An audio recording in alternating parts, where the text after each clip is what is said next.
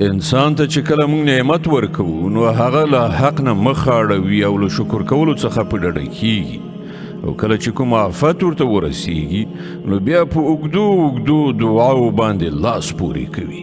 ای پیغمبره دوی ته ووایه آیا تاسې کله په دې فکر کړی دی چې که په رښتیا سره دغه قرآن د خدای لخوا وي او تاسې ترې انکار وکړئ نو له هغه چا نه به زیات ګمراه بل څوک وي چې د حق یعنې د دې قرآن سره په سخته دښمنۍ کې واوسي.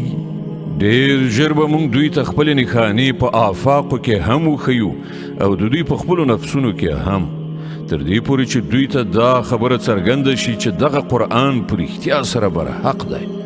آیا دا خبره کافي نه ده چې ستا پروردګار د هر څه لیدونکی دی؟